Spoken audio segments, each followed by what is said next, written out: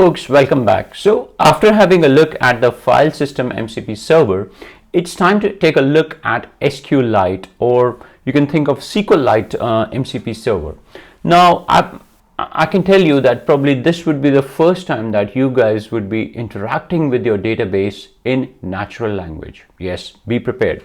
Because till now, every time you had to talk to your database, you had to write some form of SQL. And this is where SQLite MCP server comes in handy. So you can go to Model Context Protocol in GitHub, go to servers and check SQLite.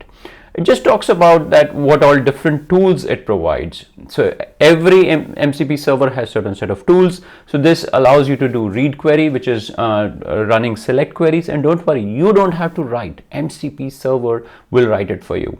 Then you have the write query, then you have the create table. You can even create table. You can do some schema level work like listing the tables, describing the tables and all that stuff, right? And we would be utilizing with Claude Desktop. I'll show you how to do that. And the other thing is that it's very important that we will be learning how you can do it in your Python code as well. So keep watching the videos till the end, because we'll do all this using our Python codes as well. And yeah, that's pretty straightforward, I'll say. So what we need to do is we need to go back to our Claude and check how are things here. So if you see, I've only got the file system MCP server. So the aim is to bring the SQLite MCP server here as well. So let's take a look. So what we need to do is, it's pretty straightforward. We need to do the same thing. We go to settings, we go to developer, we say edit configuration, and in JSON we actually do a text edit. And right now you can see that the MCP server is only file system. So what I'll do is I'll actually replace and add the MCP server lite. So if you see, it is saying that I'm running it using the UBX command, and I'm calling MCP server SQLite and the database path. Don't worry, I will be providing you this path, or I will be providing you this file, because this is your database as such. So you can copy it from the resources section and you can actually change the path accordingly, so that MCP server can talk to your database. And rest, as you know, the file system was already there. Now you actually save it, and then we have to do the same thing. As I said, at the moment we need to quit Claude and come back again. So what we can do is we can do a Claude. Yeah.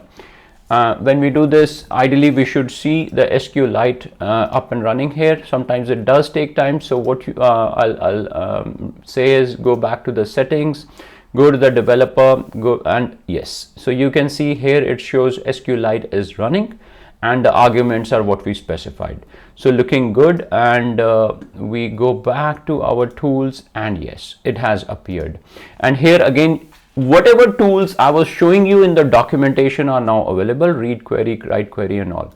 Okay, let's try and see if our say Claude Desktop is intelligent to talk to the server. So I'll say show me the tables in the database, right? So I'm not giving anything, I'm not giving any kind of SQL query, right? I'm just saying show me the tables in the database. So it says I'll retrieve the list of tables. Yes.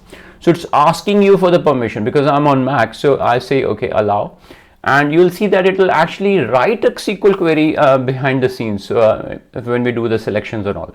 So the database contains products, table 1, products 1, right? So just a sample database I created, and I've shared it with you guys. So I'll say okay, show me the contents of products table, right? Let's say I'm interested in the products table. So I'm saying show me the contents of products table.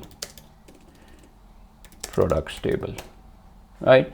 So you will see that it will actually go ahead and actually create a SQL. Yes, that's what I wanted to say. So you are not writing this piece of code, guys. You are not writing anywhere. Behind the scenes is intelligent enough. When I'm saying show me the contents of products table, it means I want to do a select star from the products table. So I'll say okay. So, and you will see the contents coming up. And the contents of the products table are, there are 40 product entries, and it will actually start giving you the contents, right? So this is pretty good. We can actually even say give me the most expensive product and its price. Right, again I'm not writing any kind of SQL query. I'm just saying give me the most expensive product. So see, it has actually written the SQL for you. Select name, price, from products, order by price, descending, and limit 1. So again, let's see, I think it was a laptop. Oh, it's a mini drone. Okay, cool. So the most expensive product is a mini drone which costs $299, right? So again, from here you can compare the summary that we got, and yeah, it's I think that's what it is all about. Or you can even say, if you are interested, show me all rows of products table, right? So previously just did a more of summary. Here I'm saying, okay, show me all the say rows. So it will actually come up in a format. It will see, it's actually giving in a proper table format, like ID, name, price, and that's it. So I think all I wanted to showcase was that it is so straightforward and so easy today that you can actually use your Claude desktop to work with multiple MCP servers. So keep watching.